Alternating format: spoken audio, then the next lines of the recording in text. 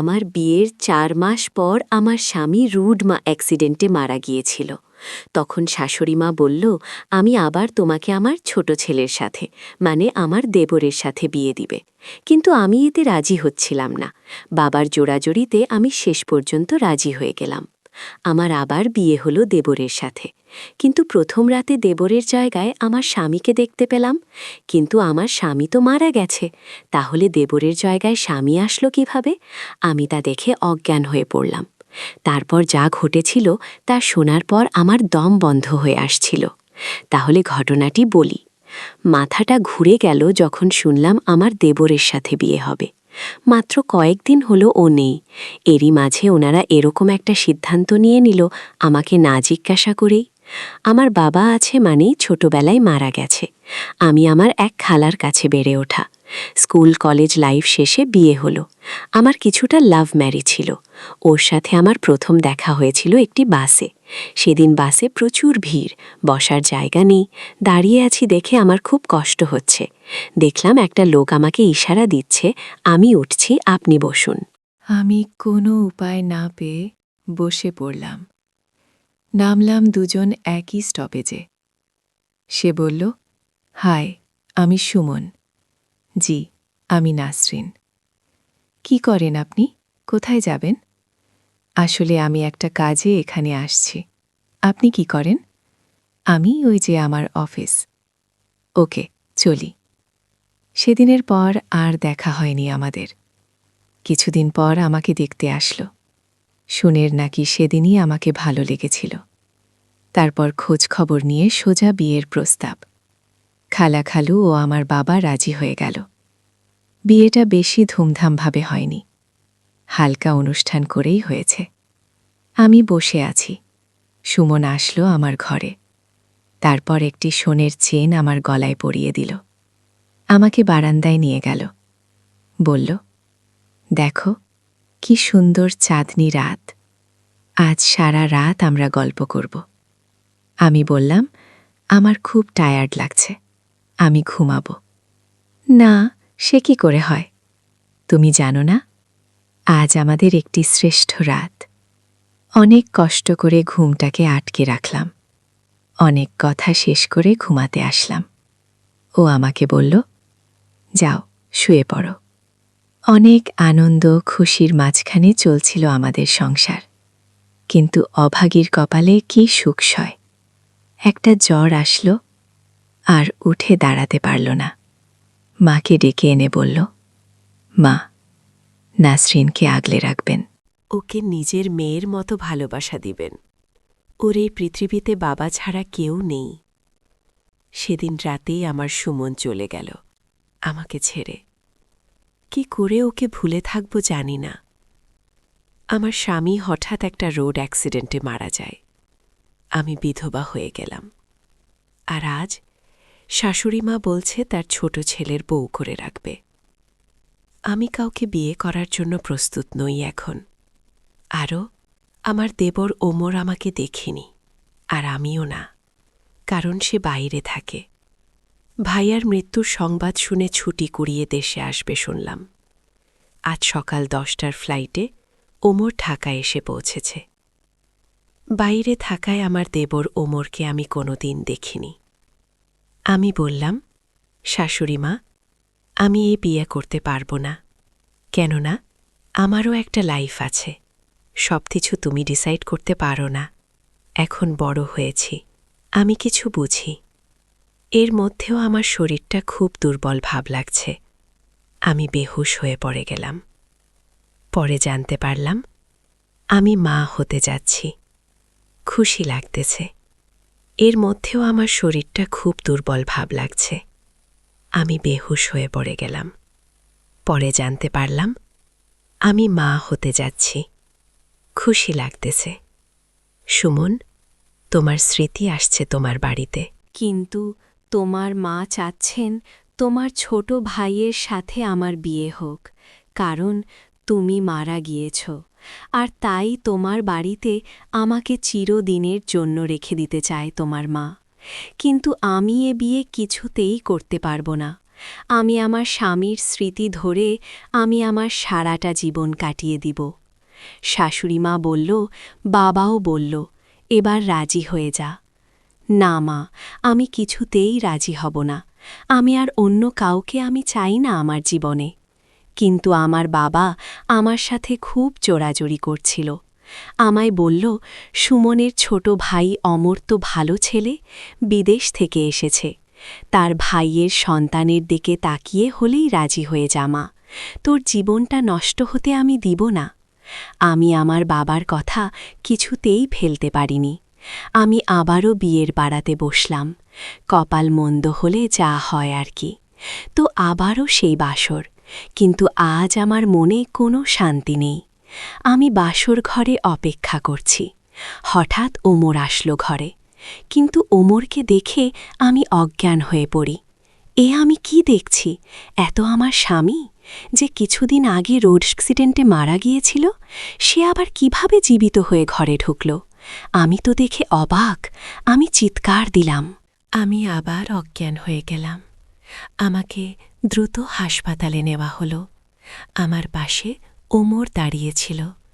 দুদিন পর আমার জ্ঞান ফিরল। আমি আমার বাবার বাড়ি গেলাম কিছুদিনের জন্য। বাবাকে বললাম, বাবা, বাসর রাতে আমার স্বামীকে আমি দেখতে পেলাম আমার দেবরের বদলে। এটা কি করে সম্ভব বাবা? কিছুক্ষণ পর আমাদের বাড়িতে একটা গাড়ি আসলো এবং গাড়ি থেকে ওমর আমার শ্বশুর শাশুড়ি নামল। আমি দেখে খুব ভয় পাচ্ছিলাম। আমার শাশুড়ি মা বলল, আরে বৌমা, তুমি এত ভয় পাচ্ছ কেন? আসলে ভুলটা আমারই হয়েছে। আমি যদি আগে বলতাম যে আমার দুটি যম সন্তান রয়েছে, আর তোমার স্বামী সুমন দেখতে যেমন, ঠিক ওমর মানে তোমার দেবর দেখতে সেই। দুজনকে ওদল বদল করলেও ধরতে পারবে না এটা সুমন নাকি ওমর। পরে আমি জানতে পারি তারা যমজ ভাই ছিল। তাই বাসর ঘরে আমি তাকে দেখে ভয় পেয়েছিলাম।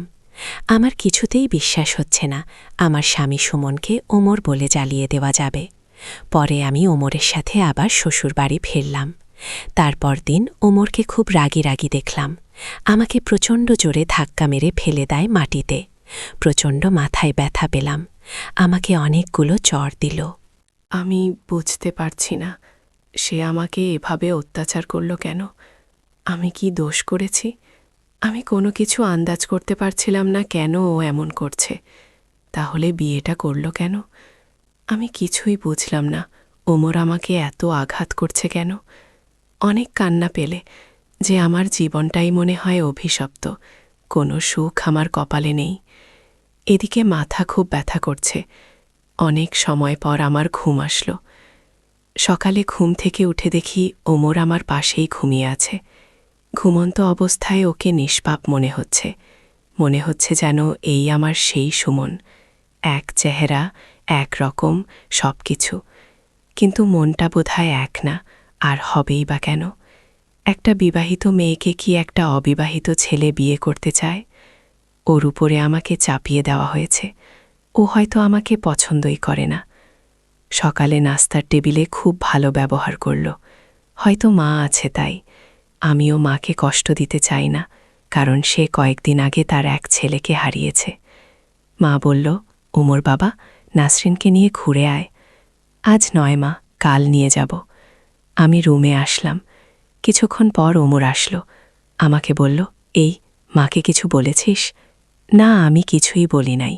হ্যাঁ, কিছুই বলবি না। আজ একটা কাজে যাচ্ছি। কাল তোকে ঘুরতে নিয়ে যাব। সেদিন রাতে ওকে দেখে আমার খুব ভয় ভয় করছিল, কিন্তু বাঁচা গেল। কিছুই বলল না। আমি ঘুমিয়ে পড়লাম। আজ সারাদিন ওমর খুব ভালো ব্যবহার করল আমার সাথে, কোনো রাগারাগি করল না। বিকেলবেলা একটা শাড়ি এনে বলল, নাসরিন, উঠো, এই শাড়িতে তোমাকে খুব মানাবে। আমি কোনো কথা না বলে আমি নিজেই শাড়িটা পরে নিলাম, কিন্তু মনে মনে ভাবলাম, ওমরের হঠাৎ এই পরিবর্তন কেন? এই তো গতরাতে আমাকে খুব মেরেছিল। আজ যেন ওমর ভালো হয়ে গেছে। এর পিছনে কি কোনো কারণ আছে কি না? আমি কিছুটা তাকে সন্দেহ করছিলাম। ওমরকে জিজ্ঞেস করলাম, ওমর, আজ তোমার মনটা অনেক ভালো হয়ে গেল কিভাবে? ওমর বলল, আরে মানুষের মন কি সবসময় একরকম থাকে? আজ আমার মনটা খুবই শান্ত। আমি আর কিছু বললাম না। ঘুরতে চলে গেলাম একটা সাগর পাড়ে। সাগর পাড়ে ঠান্ডা হাওয়া আমাকে মুগ্ধ করে দিচ্ছে, মনে করিয়ে দিচ্ছে আমার স্বামী শূন্যের কথা। ও আমাকে নিয়ে মাঝে মাঝেই এখানে আসত। এর মধ্যেই ওমর ফুচকা নিয়ে আসলো। অনেক পছন্দ ফুচকা আমার, খেলামও অনেক। এরপর সন্ধ্যায় আমরা বাড়ি ফিরে আসলাম। রাতে ঘুমের মধ্যে শুরু হলো পেট ব্যথা। আমি মনে করলাম অনেক ফুচকা খেয়েছি, তাই এরকম হচ্ছে। ওয়াশরুমে গিয়ে দেখলাম আমার অবস্থা খারাপ। কোনো মতে বাহিরে আসলাম। ঘরে এসে শুনতে পেলাম ওমর ফোনে বলছে। মনে হয় কাজ হয়ে গেছে। দেখলাম বেসরুমে গেল। আপনার কথা মতো আমি ফুচকার সাথে মিশিয়ে দিচ্ছি। আমি কথাগুলো শুনে ওর কাছে গেলাম। ফোনটা কেড়ে নিয়ে শুনলাম, ওষুধ যখন কাজ করেছে তাহলে আমার টাকাগুলো দিয়ে যেও। আমার সাথে ষড়যন্ত্র করেছে। আমি ফোনটা ফেলে দিয়ে ওর কলার ধরে বললাম, কেন এমন করলি তুই? আমাকে পছন্দ না হলে বলে দিতি, আমি চলে যেতাম, তোর সামনে আসতাম না। তুই আমার স্বামীর শেষ স্মৃতি, মানে তার সন্তানকে মারার জন্য আমাকে ফুচকার সাথে কি খাওয়ালি? তোর ভাইয়ের শেষ সম্বলটা শেষ করে দিলি। তুই কি মানুষ? এটা তোর ভাইয়ের শেষ স্মৃতি ছিল, আর ওকে তুই মেরে ফেললি। ও আমাকে বলল, ভাই, ওকে আমি ভাই না, শত্রু মনে করতাম। ছোটবেলা থেকে সুমন পড়াশোনায় ভালো। শুনলেন নাকি জ্ঞান বুদ্ধি বেশি ওমরের চেয়ে? প্রশংসা শুনতে শুনতে আমি কাহিল হয়ে পড়েছিলাম। ও এই দেশেই বাবা মার কাছে রইল, আর আমাকে বিদেশে পাঠিয়ে দিল কষ্ট করে টাকা উপার্জন করার জন্য। যাও। ওর মৃত্যুর সংবাদ পেয়ে খুশি হয়ে ছুটে আসলাম। তার বউকে আমার বিয়ে করতে হবে, তাও আবার তারই সন্তানকে লালন পালন করতে হবে। আমি তার বউকে মেনে নিতে পারি, কিন্তু তার সন্তানকে নয়। আর তাই আমি ভাইয়ের সন্তানকে মেরে ফেলেছি, বুঝলে? আমি ওর কথা শুনে ধীরে ধীরে মাথা ঘুরে পড়ে যেতে লাগলাম। আমি বেহুশ হয়ে পড়ে রইলাম। শাশুড়ি আম্মা দৌড়ে এসে আমাকে হাসপাতাল নিয়ে গেল। আমার বাবাকে ফোন করে আনল। আমার বাবাকে আমার শাশুড়িমা অপমান করতে শুরু করল। বলল যে আপনার মেয়ের মাথায় কোনো সমস্যা আছে, নইলে কিছুদিন পর পর এরকম বেহুশ হয়ে যায় কেন? আপনার মেয়েকে ভালো ডাক্তার দেখান।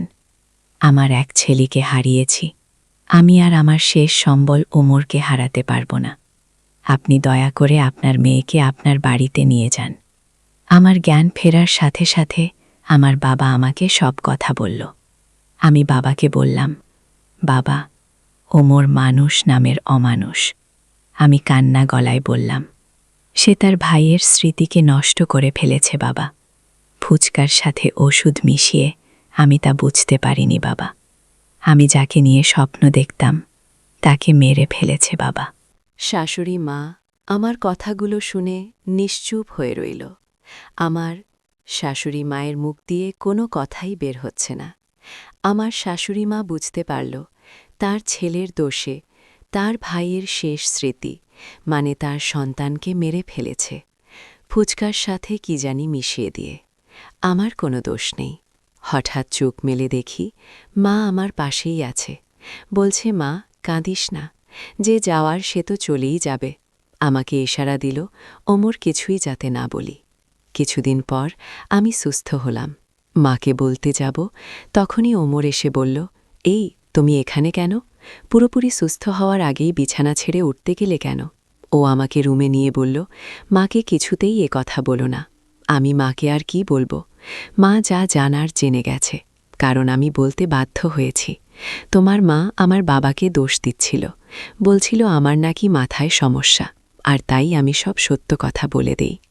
এই কথা বলতেই ওমর আমার সাথে অদ্ভুত আচরণ করতে লাগল, কারণ আমি চাই ওকে শিক্ষা দিতে। প্রায় 6 মাস পর ওমর ঘুম থেকে উঠে নাসরিন নাসরিন করছে। সারা বাড়িতে নাসরিন নেই। টেবিলের ওপর একটা চিঠি ওমর পড়তে লাগল। প্রিয় ওমর, আশা করি আমাকে আর খোঁজাখুঁজি করবে না।